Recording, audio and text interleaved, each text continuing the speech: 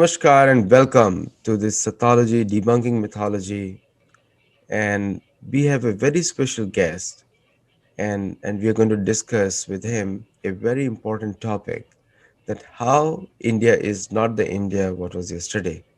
In the last 6 years, India has changed a lot, and India is demanding things from their politicians, something like truth and justice, facts and figures, which were earlier hid under the carpet.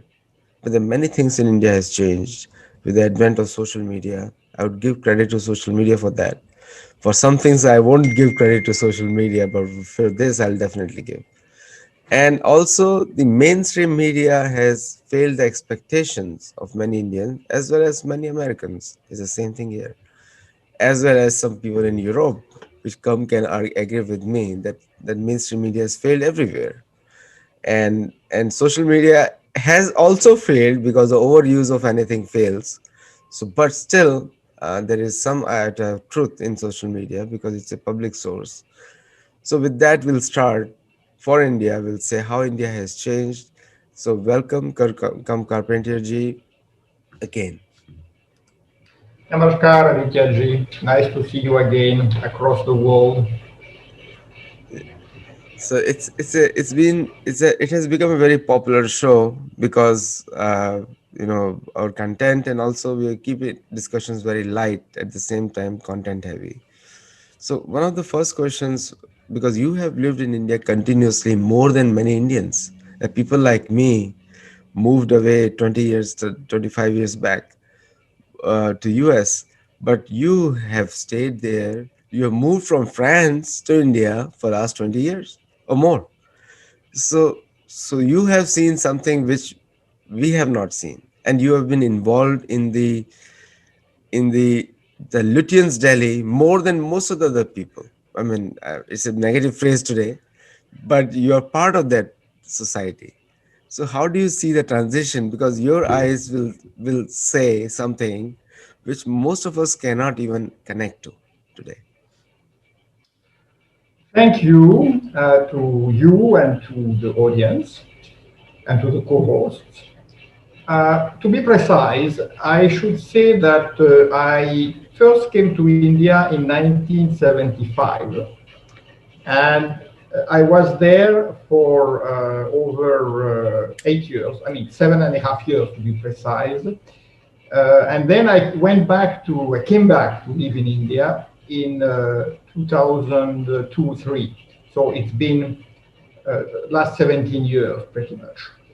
But that means cumulatively, I have seen India right from the days before emergency, when Mrs. Indira Gandhi was prime minister. And I must say, my father and I met her within a few days of getting to Delhi. And then we had several other meetings. And of course, then we got to know a succession of presidents, prime ministers, and ministers over the years, as well, of course, as a lot of people who did not have any official position, but who were mostly interested in their own ways and activities. Now, to answer the question, which is very broad, I should say that, India was, after the achievement of independence, India was built partly on the foundations of the British Indian Empire. I mean, a lot of the institutions were kept, and the constitution was framed on the basis of various Western constitutions, which elements of which were incorporated into the constitution. And then the structure, which was aspiring, if not fully realizing socialism, which Nehru wanted, pretty much remained untouched until the beginning of the century, of the 21st century. So there were spurts of change, as when Prime Minister Narasimha Rao liberalized the economy to an extent, but the reforms only went so far, and they stopped within a few years. And so you had a sort of a status quo ante, modified status quo ante, which remained until the early years of this century. despite, of course, some occasional changes and modifications. This structure, as we all know, is very difficult to change because it has created its own patronage system and its own vested interest. And as a result, a lot of people will fight back to prevent any real change. What's happening, however, in the last few years, I mean, we can go back to the time of the first prime minister, which belonged to the Bharatiya Janata Party, Mr. Atal Bihari Vajpayee. That was the first time that India was ruled for a full 5-year term by a non-Congress government. And some changes were made then, and they were continued by the following Congress-led administration in a certain way, led by Prime Minister Manmohan Singh. So I won't go into the details because we are not in a political or economic discussion today. But the essence of what I want to say is that there was a very rapid acceleration of growth in the years, let's say, between 2000 to be broad, and with a major fall around 2003-4, 2002-2003 to be precise, when there was a imminent threat of war with Pakistan, which led to almost a freezing up of the economy. And then the growth began in right earnest and reached 7-8% a year. And that, of course, already created massive changes in the country, more than there had been in the previous 30 years at the economic level, and even, of course, eventually at the social level too. But along with the growth came a vast increase in corruption, an enormous accumulation of black money, which was unreported and didn't pay taxes, and a massive increase in social and economic inequalities. So while the traditional caste structure was slowly changing and to a certain extent breaking up, you had a reinforced class structure based essentially on wealth and on access to power. So what we have had in the last 6 years is, for the first time, a change in the ruling elite. Now, that change is limited because the bureaucracy, which is the steel frame of the Indian polity, the bureaucracy remains the same. It's a professional bureaucracy and it's supposedly non-political. However, the people who are now guiding and inspiring policies are mostly from either a new generation or from a class that was traditionally not really involved at the highest levels of policy making.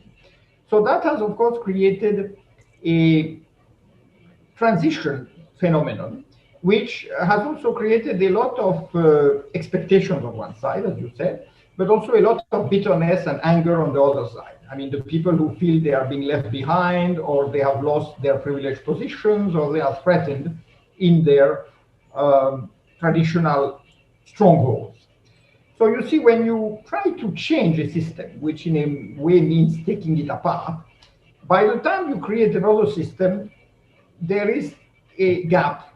And that gap can be quite unsettled. You know, it can lead to a lot of confusion, conflict, and uncertainties. And I think that is what we are seeing now, because the old system is no longer really holding up, but the new system hasn't come into being. And of course, India doesn't have the luxury of doing a radical revolution from the grassroots like China or the Soviet Union in its days. India has to go at it in a gradual, constitutional, democratic way.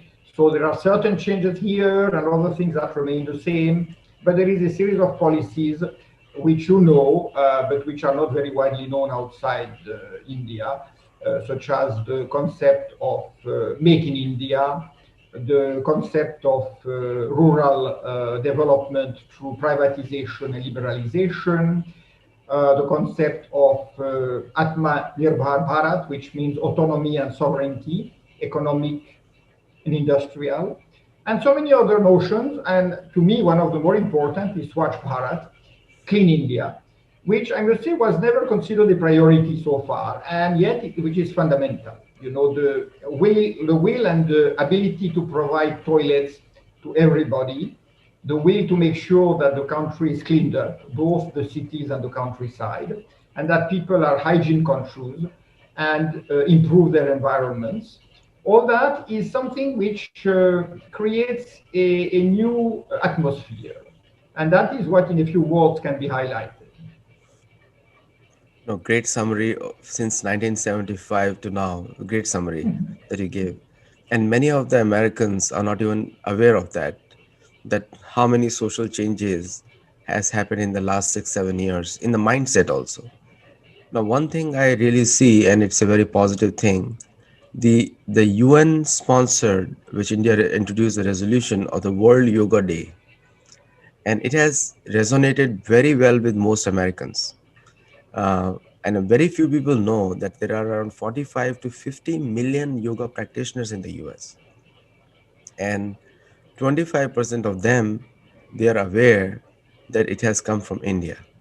And even though there have been attempts to add religion to yoga, but it has been unsuccessful because the very nature of yoga is independence, and more people become free. So people are Americans are doing yoga as a rebel against the established religious norms, because despite people calling yoga all kinds of names due to some political affiliation or religious affiliation, but yoga has become popular in every aspect of American life, including mosques, including churches. Now, and I have seen some churches organizing yoga class in which they start the class with namaste, and uh, and it goes on. And this can be called a new India, a new assertive Indian Americans. And this year, also in elections, Indian Americans have played a very, very major role. First time. And I mean, they have reacted, but still they've taken a major role. So, this change of perception, is it the result of years of oppression that Indians are now finally speaking up? Or is it years of inaction for which Indians have started speaking up? I don't think you can talk about inaction in general. Of course, the political and economic climate of India were not necessarily conducive traditionally to a lot of renewal, at least in terms of the personalities, because as you know, there was a sort of an elective monarchy. You know, a family was traditionally uh, ruling the country. And when it wasn't someone from the family, it was somebody who almost represented the family. And even Prime Minister Vajpayee had very good relations with the Gandhi family, the Gandhi Nehru family. And he was by nature a very conciliatory personality, so he actually didn't quite want to take a break with tradition. You know, he was very comfortable with a sort of slow, gradual adaptation to change. We have a prime minister, I mean, India has a prime minister now who is much more, I would say, willful and much more impatient for change. And that certainly has had an impact. Now, as far as yoga is concerned, it is true that the World Yoga Day, just like now we have, in fact, tomorrow the World Ayurveda Day, are very important things to establish and enhance the image of India all over the world. Because until recently, India was in some way hampered by a very misleading concept or notion of secularism, which essentially meant that India didn't particularly want to emphasize any aspect of its heritage which would not be considered strictly non religious or non denominational. And that led to some unfortunate reservations. For example, while in Muslim majority countries such as Indonesia, or in other Muslim majority countries such as Malaysia, and a Buddhist country such as Thailand, all have plenty of public iconography, imagery about Ramayana, Mahabharata, and all the great Indian epics and scriptures. India, under the secular Congress guided regime, considered that to be inappropriate for a country which was proud to host many religions. Now, that of course has changed, and it has led to an affirmation of Hinduism as the national culture of the country. And as a result, there has been both a positive affirmation of India in its historical personality, and also, as you know, a rather negative and very often misinformed reaction in many countries and in many communities, with the impression that India was turning religious in a confessional sense, and therefore was becoming another country like Pakistan, which has a state religion and which is not welcoming to other religions. As you know, this is a very unfortunate but very widespread misconception that India has to face and has to strive to correct, because a lot of the let's say, a lot of the discussion, a lot of the conversation about India in the world today is involved with that narrative. And that narrative is generally perceived negatively. No, very good point you made. See, one of the challenges that we face in the new is the Indians themselves not able to speak strongly for their own heritage, and it also speaks of unless you research, then you do not know the real history of India unless you research, because the popular textbooks and most of the Western textbooks, it's the reverse thing. People say that the Western textbooks depict India in a wrong way, but actually they pick up the stories from Indian textbooks. And the Indian national curriculum, which is being taught in India, is basically forms the guidelines for the Western textbooks. And I know it's a chicken and egg circle story. So who came first? But obviously, the stories which are implanted in India came first, and that has become the norm of discussion in the Western universities also.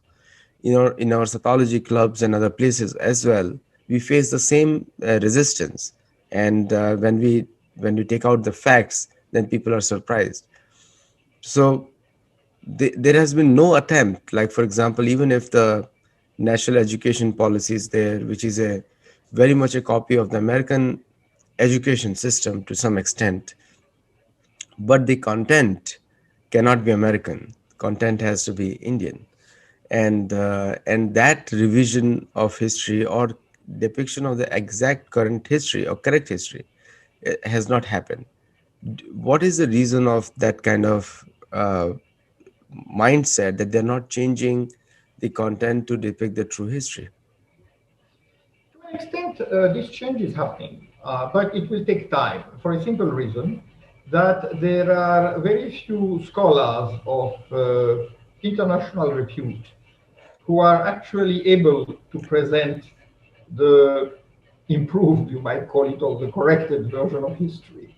Otherwise, you have quite a few very good researchers, both Indian and foreign, who have done a lot to correct misconceptions or erroneous narratives and to project much more accurate perspectives.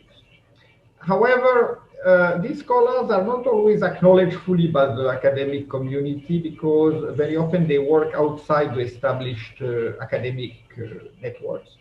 And this is a typical problem with a lot of academia, not only in India but worldwide.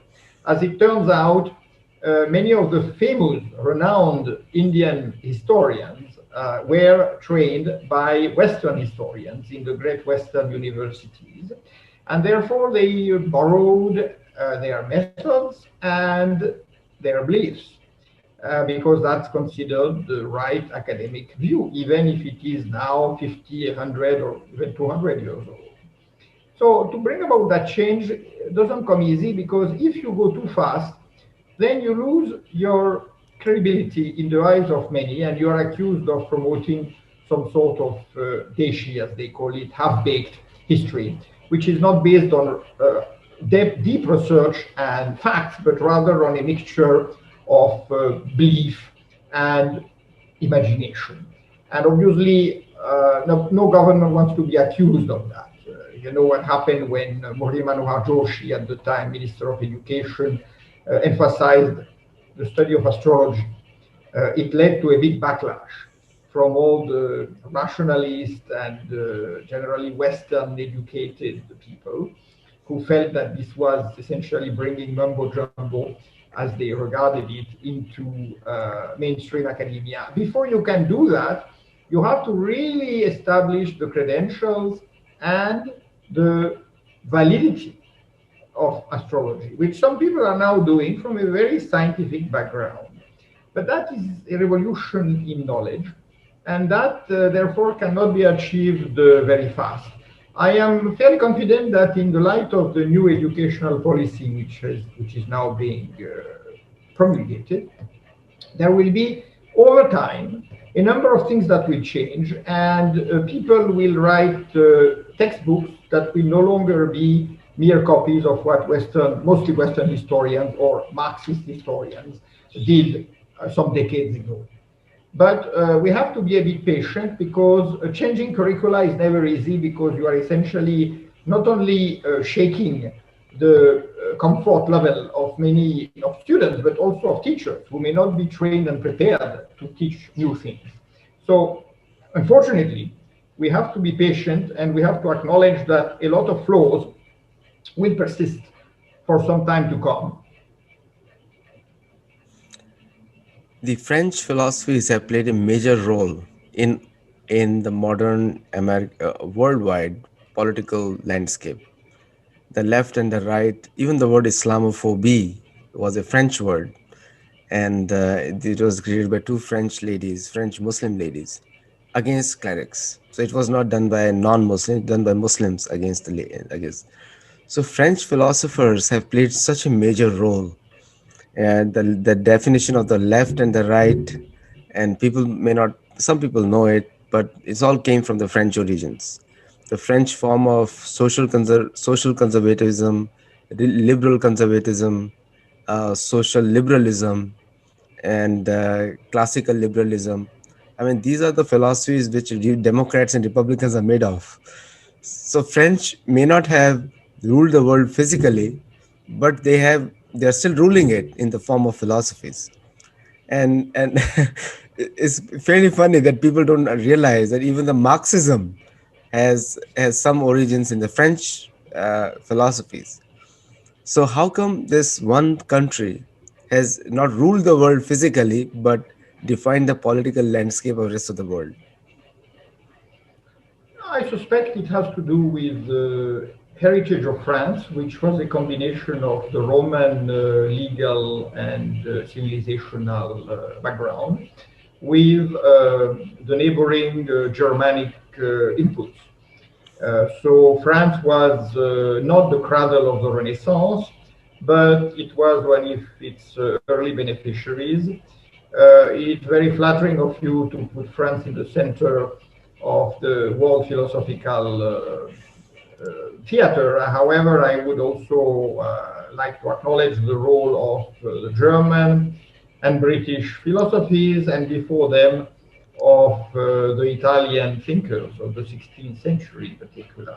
So let's say the French played their role, and I'm afraid to say it wasn't always a very positive role, because they oriented the world towards a very sensorially based, very materialistic worldview. And therefore, they created divisions where none was needed. And that explained the long standing attachment of the French to skepticism and materialism. Now, skepticism has a reason to be if it is kept within logic, in the sense that if you don't accept unconditionally whatever somebody tells you, but if you try to see it in perspective. Unfortunately, skepticism can also be a rather destructive or nihilistic attitude, because it means that whatever anybody says, you immediately assume that there is some sort of phoniness in it, in the sense that you take a very cynical approach to it, saying, well, what kind of nonsense is this again? So that may be a misinterpretation of skepticism, but it is widespread. And the materialism of the French, which is not materialism in the crass, purely financial world, because the French don't particularly respect finance and money. They may enjoy it, but they don't like to talk about it so much. It's not part of French traditional education. However, there is a strong focus on intellectualism, often as opposed to spirituality. That is the problem, in my view. We had great spiritual intellectuals, of course, like most other countries, but by and large, the French have tended to rely on intellectualism. They like vocabulary, they like wordplay, they like to think, but they really, in most cases, are very mixed in their attitude, for example, to meditation.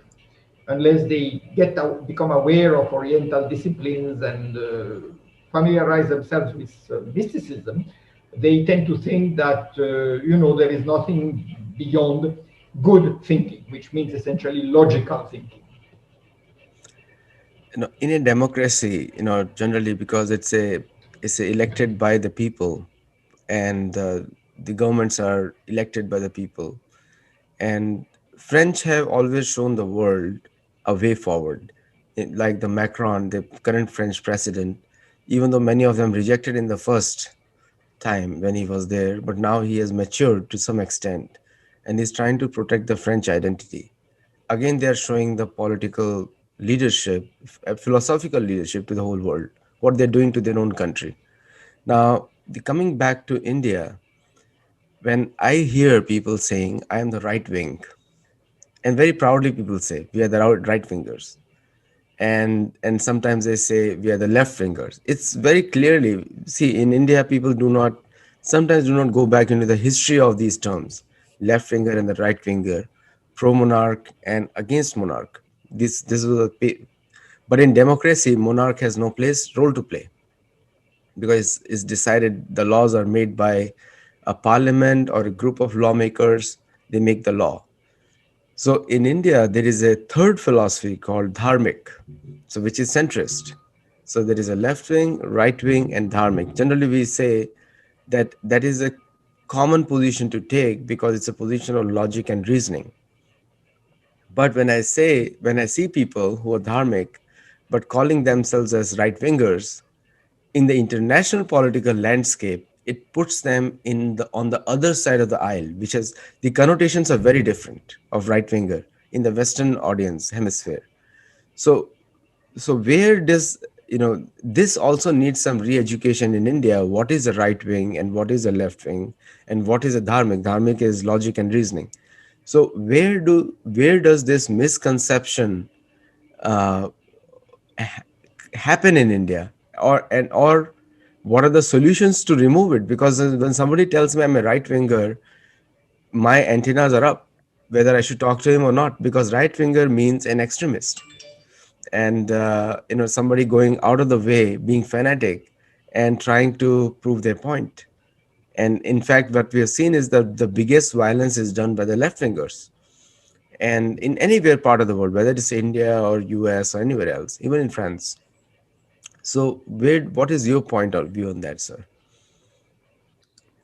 First, the right and left wing, as you know, were first called that way in the French Revolutionary Assembly, when the conservatives sat on the right and the many of the extremists, as well as moderates who wanted rapid and fundamental change, were on the left.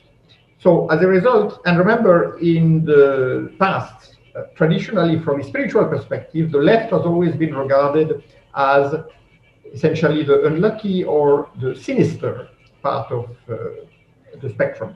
As we say, sinister means left in Latin. So when you have a honored guest, you sit him on your right. If he's on your left, it means he's lesser. And this is a very long-standing hierarchy which you find in many parts of the world. So that in itself shows that the left, by essentially challenging and trying to overthrow the established system, has something that is, I would say, negative. People may not like it, but it is epistemologically true and ontologically true.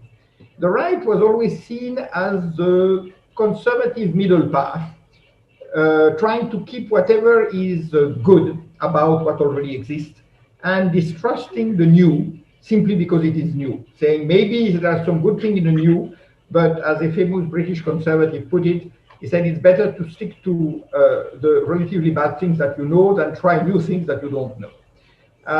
So that may be a rather stodgy point of view, but let's face it, when we had this last Ideas India conference in Gujarat in February of this year, we had a whole panel dedicated to conservatism and the rise of conservatism in many parts of the world.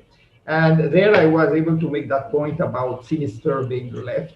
But that doesn't mean conservatism is right wing. This was just a geographic convention Correct. that was adopted in the 18th century, and it was purely casual in a way. Because obviously the people who were better born and who had more money and more culture, they prefer to be on the right. So that's how they were put on the right and said, you are right wingers. So much so that now whenever you want to discredit somebody, you say he's a far right winger. If you say he's a right wing, it's difficult to blame him. It is a very respectable position. But of course, far right is seen as Nazi or fascist or anything that goes to the extreme. However, please keep in mind that essentially the ability to be on the right is something which has always been seen as essential to balance and to keeping certain order and discipline. Because if you give that up, then you fall into chaos, as we are observing right now in many countries, including the United States.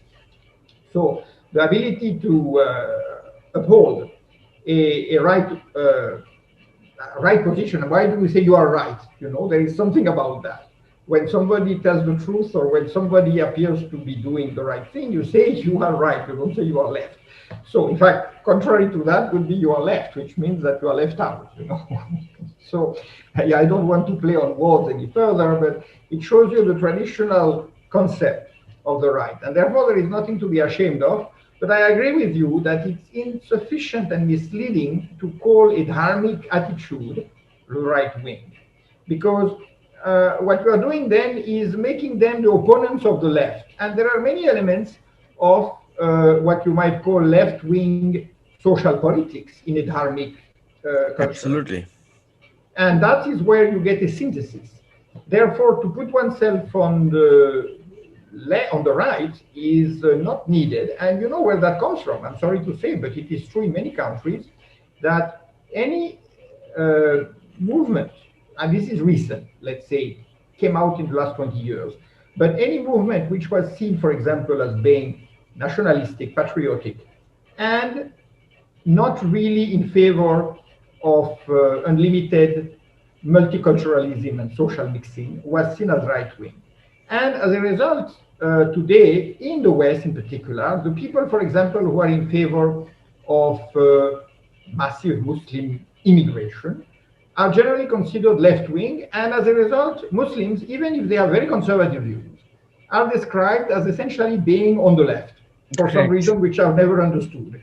And as a result, a nationalist Hindu position or a nationalist Christian position or a nationalist Jewish position or whatever other culture, Buddhist position, is seen as right-wing and even extreme right.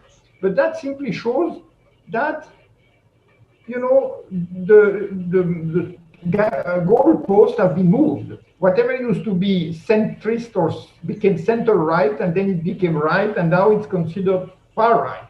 Whereas whatever used to be far left has now been moved to the center, and it is seen as being the reasonable right thing to do, you know, which in my view is deeply misleading.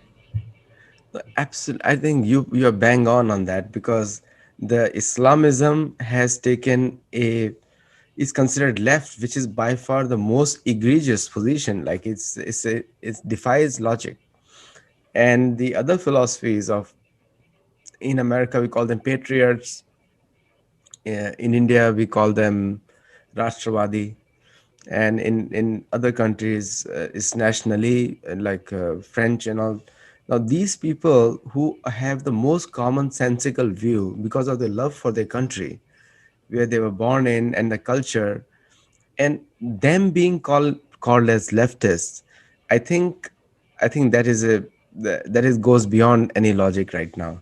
With that being said, now coming back to our original discussion about India, now these philosophies, even though they are not Indian origin philosophies, dharmic, arthashastra, which includes elements of social equality, social liberalism, it includes all those things, and including care for things like animals, and also the LGBT.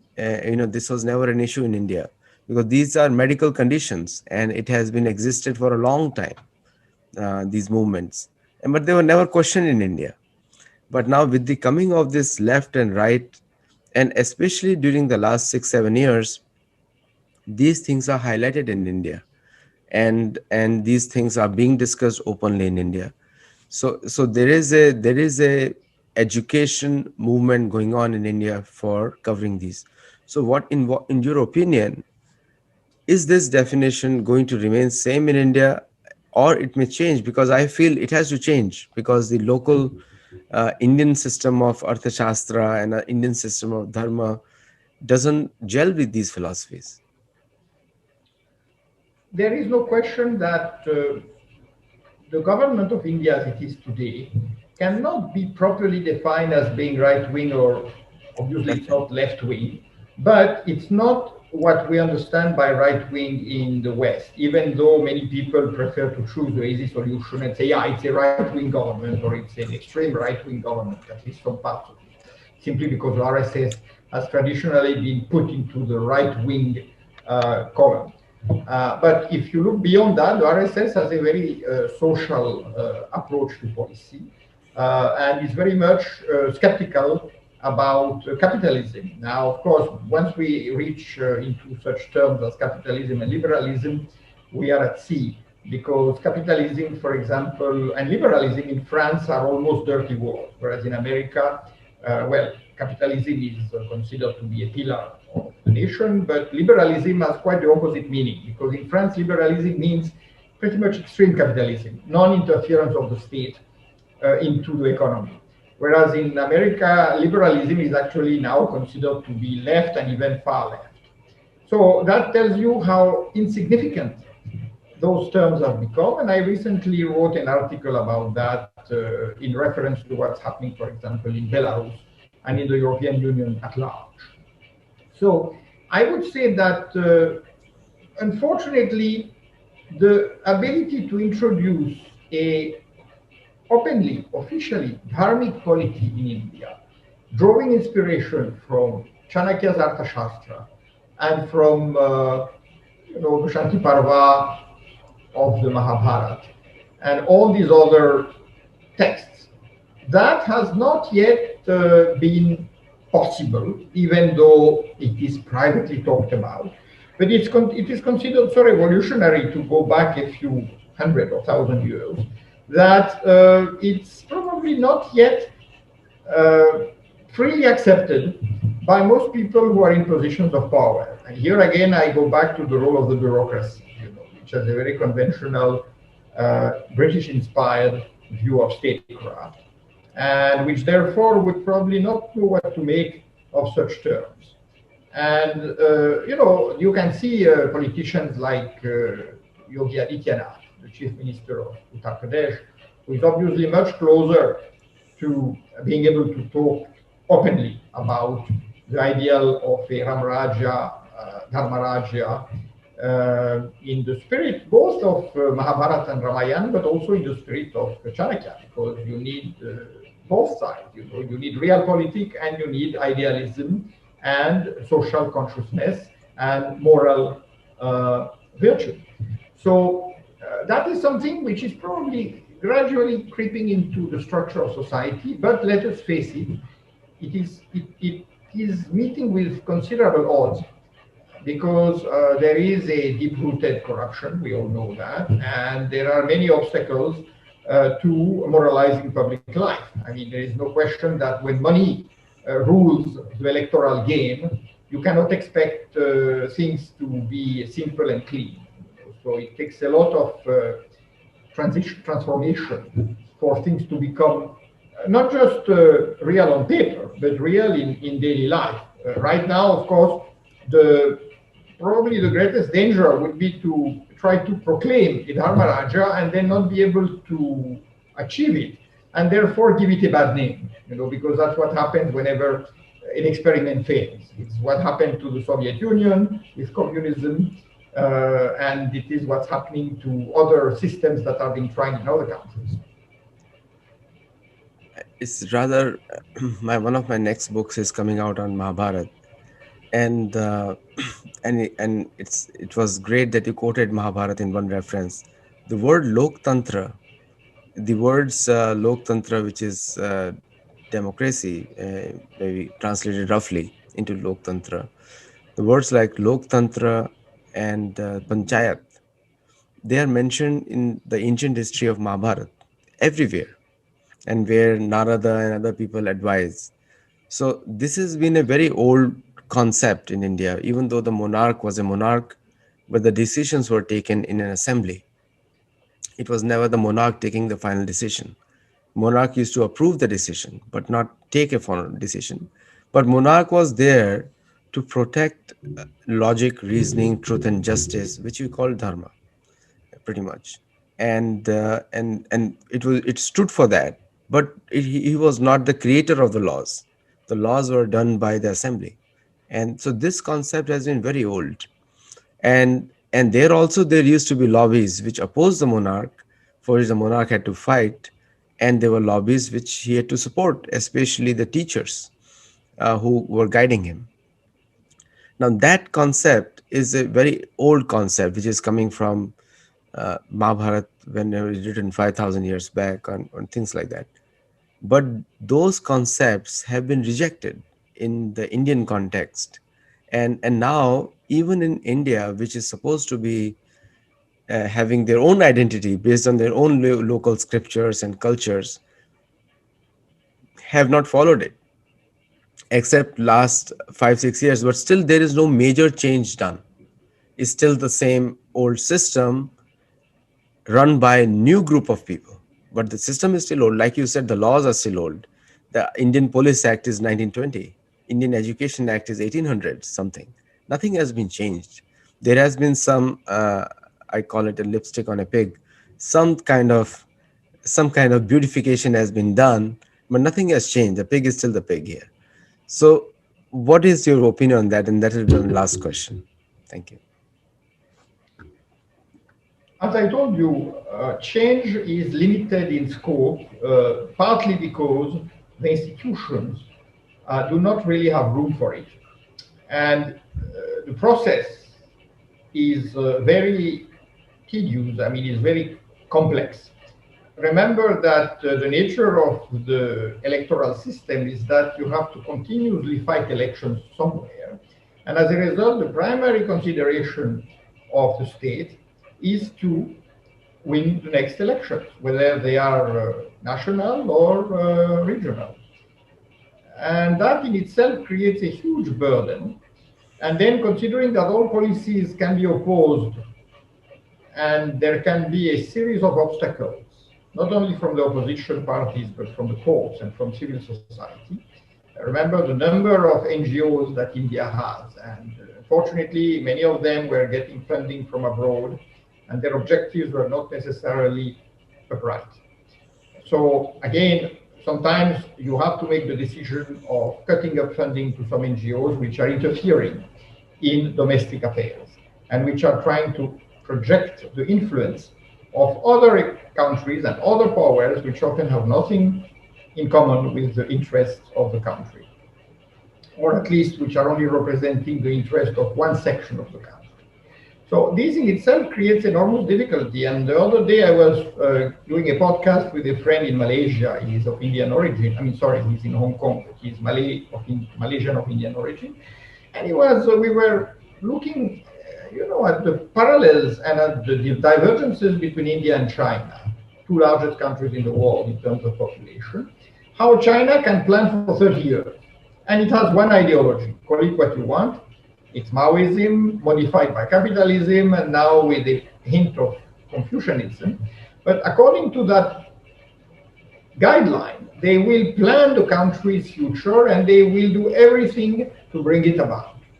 And that has its pros and cons, but it achieves phenomenal economic and social development. On the other hand, in India, you have the permanent battle of parties, ideologies, and groups and lobbies. And what you get, of course, is very short term planning and very difficult to look beyond the next 5 years. And you know that after 5 years, whoever comes might actually want to change everything that has been done. I can see that even at the bureaucracy. A bureaucrat stays in his position for, say, 3 years, and after him comes some other bureaucrat who has other ideas and say, why should I follow my predecessor? I want to make my mark here. You see, so that system does not really make it easy to carry out any kind of long-term plan. And if you want to build the country into Dharma Raja, you know, the relation between Raja and Praja has to be modified. And that takes not only time, it takes a lot of work and a lot of favorable circumstances. And look, for example, at what's happening now with the very adverse economic situation. You have priorities which cannot easily be displaced, because if you start talking ideology when people are actually in need of food and jobs, you better make sure that what you're talking about brings them prompt relief. Otherwise, you're accused of daydreaming and of having the wrong priorities. Great discussion, Come Carpentier ji, because you always are scholarly and always done a deep research on these topics. And I would call you more Indian than many Indians, actually, because of the depth of knowledge and faith in the Indian culture. And you have always associated with the right people. I don't call them the right fingers, but I call them the right people. So viewers, it was a great discussion, and I hope you learned something about the left wing and the right wing, and also changing India. And also people who are Americans who have no connection with India and hearing it for the first time, I would say that the Indian philosophy of dharmic or dharma is centrist, in the sense that it includes elements like Kam has said already, elements of the left, elements of the right, and all the good elements. And it does stand, and also it doesn't make you weak, because it has the element of protection or raksha, which is a very big element there. The protection of rights in Dharma society are very high. In fact, you cannot kill a woman, like Yudhishthir says, I cannot kill a woman, I cannot kill a child, I cannot kill an old person. These are very good practices in Dharma, which is already mentioned. And also it stands for logic, reasoning, and common sense, which is essential, because sometimes the common sense is also Dharma. You cannot hurt somebody who cannot defend themselves, just like animals. So with that, we'll end the show here. And thank you, Come, again, for coming on the show and explaining these topics to us. And thank you, viewers, for joining it live. Yeah, no, you suddenly went off the air. You were in mid-sentence and you suddenly the image froze and the voice went off. So I don't know if that was true for everyone or only for me. No. I think there was a problem somewhere in the studio, but the recording went live. Okay, all right. So as long as you are able to